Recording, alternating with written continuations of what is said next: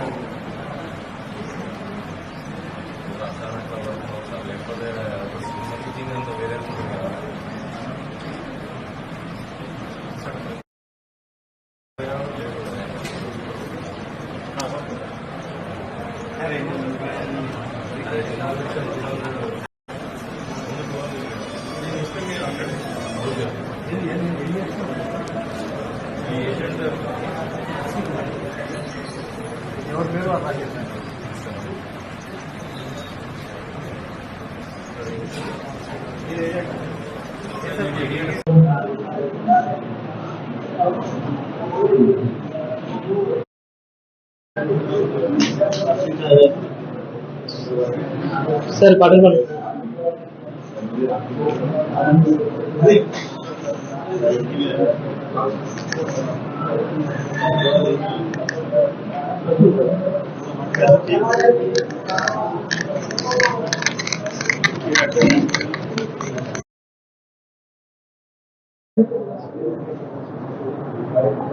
Okay. Namaste.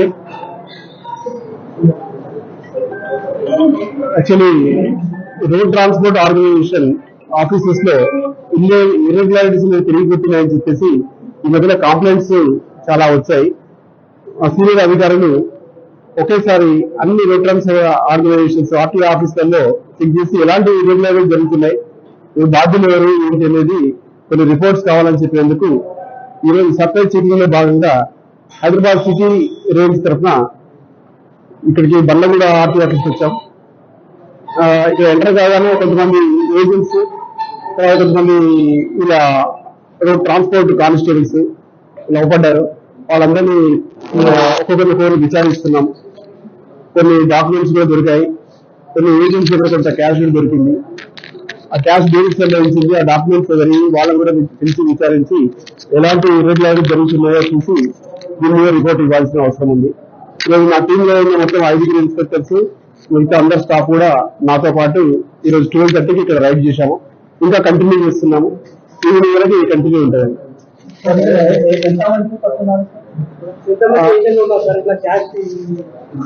Agents 4 ఉన్నారు.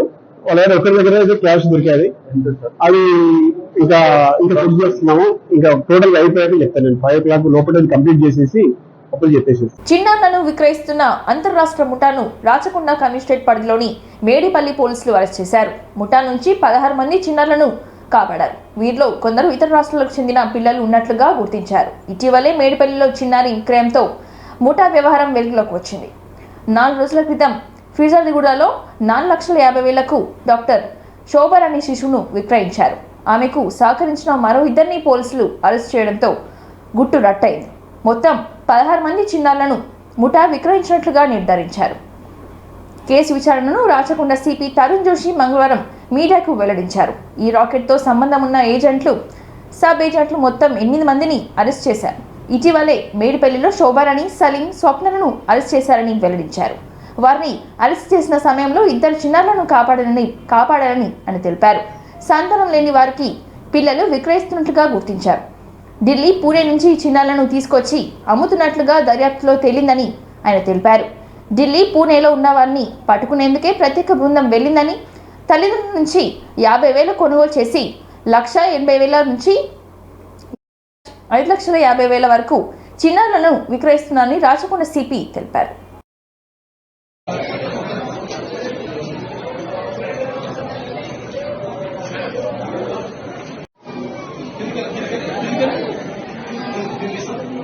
And all other team, the sub-inspectors, they have all done good job. Important thing is that one of your community or one of your fraternity, maku oka reporter nunchi information vachindi. We cannot disclose the name, but the entire information originally came from one of the reporter who has done a decoy operation. And while the child was being handed over, at that time the information was given to the police department. So we have, they were all caught red-handed. దాని తర్వాత ఇది case book అయింది and intuition తర్వాత ఈ మొత్తం gang bust అయింది. So this is the information and all these children will be handed over to CWC, that is Child Welfare Committee. We will try to establish the parents of these children also by backtracking. ఎక్కడ నుంచి వచ్చారు, so after interrogation from where they have got, we will backtrack them to their parents also. After that, the entire due process will be followed. Probably we'll hand over to the wherever the parents are, we can track them. We will hand over to the parents that by following the proper procedure. Otherwise, they will be in the custody of Child Welfare Committee and they will be properly taken care of. All the children have been subjected to medical checkup. All are healthy. There is no other problem. There is no mistreatment of the children. There is no any abusive kind of level. All of them are healthy children and them have medically also checked up. So this is the case. Sorry. So చెప్పాను already ఇప్పుడు మాకు 11 + 2 13 పిల్లలు they have been brought from Delhi and Pune. Pune is in Maharashtra. What's the age of the students? See, I told you the earlier two children which were procured, which we have recovered. One child was 23 days, and the second child was about 2 months. Now these another 11 children. The age group is between 2 months to newly born up to 2 years. 2 months to 2 years. They are not orphans. All of them have parents. No, we cannot disclose the name of the informer. Sir, parents ఇంతకు ముందు కూడా book అయింది. So at that time also similar case was there. తర్వాత బయటికి వచ్చా మళ్ళీ probably మళ్ళీ same. So she is involved in 3 different states. This Mudawat Sharda in one case of Intizarganj of Warangal district and Eluru 2 town of Andhra Pradesh and Kanjurmarg police station of Mumbai. So she is involved in 3 different states. This Mudawat Sharda. Yes. So the topmost people, the kingpins who are directly involved. So then we will get a clear picture because as of now what they have told is they have been given from the people in Delhi and Pune. We have their names and we have their కేంద్రంలో India కూటమి అధికారంలోకి వస్తుందని then we will get some clarity on those things. Sir ఇప్పుడు మీరు 16 మంది పిల్లలు rescue చేశారు కదా, వాళ్ళ తల్లిదండ్రులు ఎవరు, ఎక్కడి నుండి తీసుకొచ్చారు సార్ వాళ్ళని? లేదంటే ఎవరి నుండి అన్నా డబ్బులు మాట్లాడుకొని ముందుగానే బేబీ డెలివరీ అయిన తర్వాత తీసుకెళ్ళిరా? అసలు వీళ్ళ పిల్లలు అసలు ఎక్కడి నుండి తీసుకొచ్చారు? 16 మంది తల్లిదండ్రులు ఎవరు సార్? సో అది చెప్పాను, మేము బ్యాక్ ట్రాక్ చేస్తాము. We will do that. We will establish the linkage, the entire backtrack చేసి who are the actual parents అది ఎస్టాబ్లిష్ చేస్తాము. ఎక్కడ కూడా మాకు దొరికితే వాళ్ళకి హ్యాండ్ ఓవర్ చేస్తాము. But that's a long process. కేంద్రంలో ఇండియా కూటమి అధికారంలోకి వస్తుందని ధీమా వ్యక్తం చేశారు ముఖ్యమంత్రి రేవంత్ రెడ్డి. జూన్ 9న ఎర్రకోటపై జెండా ఎగురవేస్తామని చెప్పారు. జూన్ 2న తెలంగాణ ఏర్పడిన 10 సంవత్సరాలు అయిన సందర్భంగా ఆవిర్భావ వేడుకలు ఘనంగా నిర్వహించేందుకే కాంగ్రెస్ సర్కార్ సిద్ధమైంది. ఈ క్రమంలో రాష్ట్రాన్ని ఇచ్చిన కాంగ్రెస్ అగ్రనేత సోనియా గాంధీని ఆవిర్భావ వేడుకలకు ఆహ్వానించారు సీఎం రేవంత్ రెడ్డి. మంగళవారం ఢిల్లీ పర్యటనలో ఉన్న సీఎం రేవంత్ రెడ్డి సోనియా గాంధీతో భేటీ అయ్యారు. జూన్ 2న జరిగే రాష్ట్ర ఆవిర్భావ వేడుకలు హాజరు కావాలని కోరారు. అనంతరం ఆయన మీడియాతో మాట్లాడుతూ కాంగ్రెస్ అధికారంలోకి వచ్చిన తర్వాత జరుపుతున్న ఆవిర్భావ వేడుకలకు సోనియా గాంధీ తప్పకుండా వస్తారని అన్నారు. రాష్ట్రాన్ని ఇచ్చిన సోనియా గాంధీని సత్కరించబోతామని, ఆమె కోసం ఎదురు చూస్తున్నామని అన్నారు. ఉద్యమకారులందరినీ ఆహ్వానిస్తున్నామని సీఎం రేవంత్ రెడ్డి అన్నారు. కేంద్రంలో ఇండియా కూటమి గెలుస్తుందని, ప్రశాంత్ కిషోర్ అన్ని అబద్ధాలే చెప్తున్నారని ఆయన తెలిపారు. బాధ్యత వహించిన ప్రతి ఒక్కరిని వారికి మనస్ఫూర్తిగా కాంగ్రెస్ పార్టీ అధ్యక్షుడిగా, తెలంగాణ రాష్ట్ర ముఖ్యమంత్రిగా ధన్యవాదాలు తెలియజేస్తున్నా. రాష్ట్రంలో ఉండే ప్రముఖులందరూ, ఉద్యమకారులందరినీ, ఎవరెవరైతే ఉద్యమంలో పాల్గొన్నారో వాళ్ళందరినీ కూడా భాగస్వాములను చేస్తాం. ఇది ప్రజా పాలనలో చేసుకుంటున్న మొట్టమొదటి ఉత్సవాలు. తప్పకుండా తెలంగాణ ఉద్యమంలో భాగస్వాములైన బాధ్యత వహించిన ప్రతి ఒక్కరిని అధికారికంగా ఆహ్వానిస్తున్నాం. వారందరికీ కూడా సముచితమైన గౌరవము దక్కుతుంది. ఇప్పుడు అవన్నీ కోదండరామ్ గారి నేతృత్వంలో ఆ లిస్టును అంతా కూడా తయారు చేయమని చెప్పినాం. తొందరలోనే వాటి వివరాలన్నీ కూడా తెలియజేస్తాం. ధన్యవాదాలు.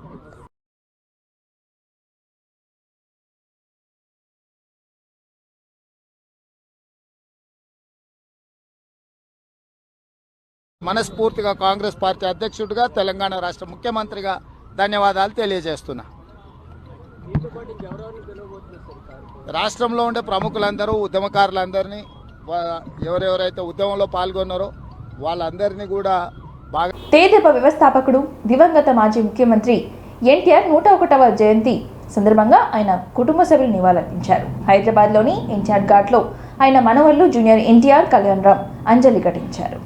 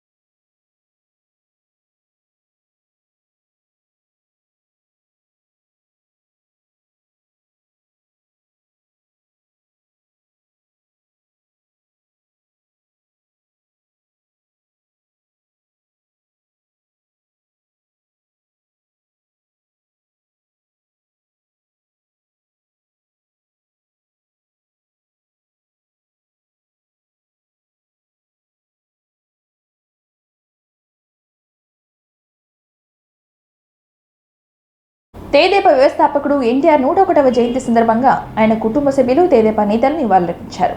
నగరంలోని ఎన్టీఆర్ ఘాట్ వద్ద ఆయన కుమారుడు నందమూరి బాలకృష్ణ, నందమూరి రామకృష్ణ, తెదేపా సీనియర్ నేత నరసింహలు తదితరులు అంజలి ఘటించారు. ఈ సందర్భంగా బాలకృష్ణ మాట్లాడుతూ ఎన్టీఆర్ సేవలను కొనియాడారు. ఎన్టీఆర్ అంటే ఒక శక్తి అని, తెలుగువారికి ఆయన ఆరాధ్య దైవమని ఆయన తెలిపారు. సాధారణ రైతు కుటుంబంలో పుట్టిన ఎన్టీఆర్ తొలుత చదువుకే ప్రాధాన్యత ఇచ్చారని, ఆ తర్వాత చిత్రరంగంలోకి వచ్చారని, ఎన్టీఆర్ అంటే నటనకు విశ్వవిద్యాలయమని ఆయన తెలిపారు. సినీ రంగంలో మకుటం లేని మహారాజుగా వెలుగొందుతున్న సమయంలోనే రాజకీయాలకి వచ్చారు. తెలుగు జాతి ఆత్మగౌరవాన్ని ఆయన చాటి చెప్పారు. ప్రజల్లో రాజకీయ చైతన్యం తీసుకొచ్చారు. అంతకుముందు రాజకీయాలంటే కొంతమందికే పరిమితమై ఉండేవి. ఎన్టీఆర్ రాజకీయాలకు వచ్చాక డాక్టర్లు, లాయర్లు, అభిమానులను రాజకీయాలకు తీసుకొచ్చారని బాలకృష్ణ తెలిపారు.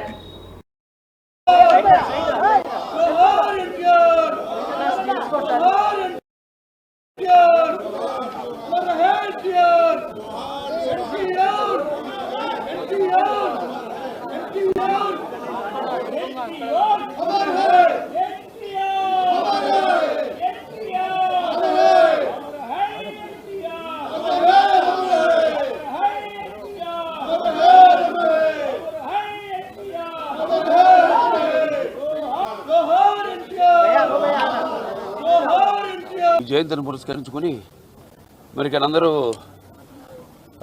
కుటుంబ సభ్యులైతేనేమి, పార్టీ కార్యకర్తలు అందరూ కూడా ఆయనకి ఘన నివాళులు అర్పించడానికి ఎన్టీఆర్ ఇంకా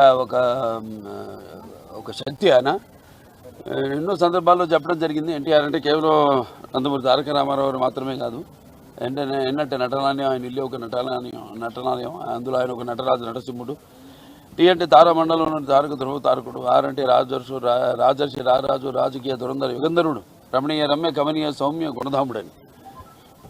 అలాగే ఆయన మొత్తం నుంచి కూడా చూస్తే ఆయన ఈ జీవిత ప్రస్థానం ఒక మామూలు రైతు కుటుంబంలో పుట్టి ఆ, అలాగే ముందు అవకాశం వచ్చాడు కూడా కాదు అని ముందు చదువుకే ప్రాధాన్యత ఇచ్చి ఆయన చదువు పూర్తి చేసుకున్నాక మరి చలనచిత్ర ప్రవేశంలోకి అడుగు పెట్టడం జరిగింది.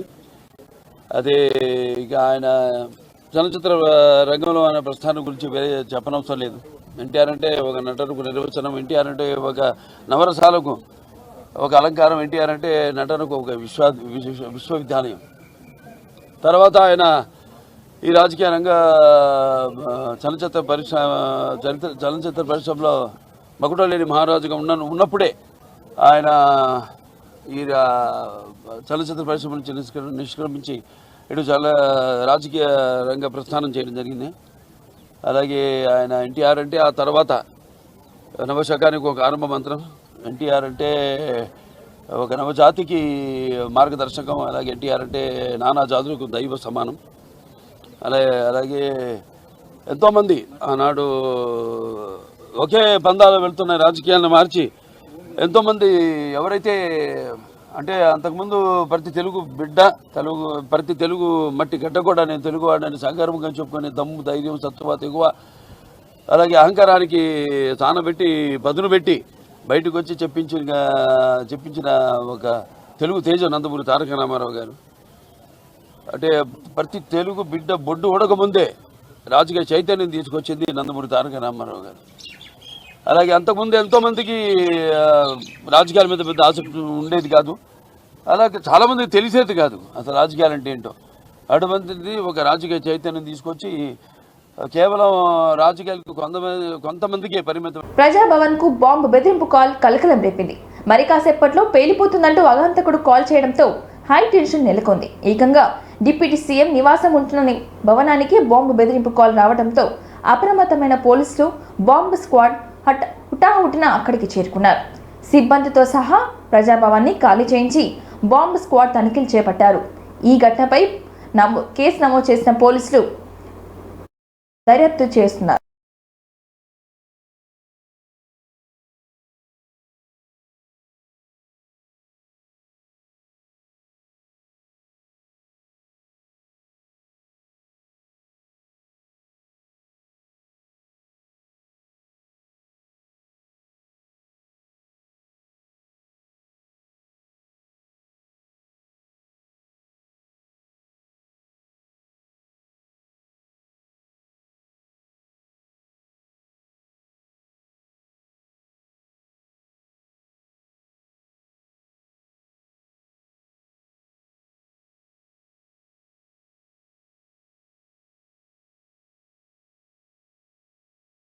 పెళ్లి రోజు కదా అని కుటుంబ సభ్యులతో కలిసి ఓ వ్యక్తి హోటల్కి వెళ్ళాడు.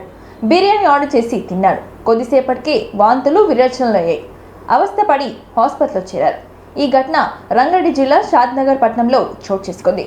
వివరాలకు వెళ్తే షాద్నగర్ పరిధిలోని అప్పారెడ్డిగూడ గ్రామానికి చెందిన నరేందర్ బుధవారం రోజున రాత్రి 9 గంటల సమయంలో తన కుటుంబ సభ్యులతో షాద్నగర్ పట్టణంలోని సాయిబాబా ఫ్యామిలీ రెస్టారెంట్కి తీసుకెళ్లాడు. కుటుంబంతో కలిసి హోటల్ నుండి మండి బిర్యానీ తిన్నాడు. తర్వాత ఇంటికి చేరుకున్న క్రమంలో ఒకరి తర్వాత ఒకరికి వాంతులు విరోచనలు అవ్వడం జరిగింది. దీంతో శంషాబాద్ ప్రైవేట్ హాస్పిటల్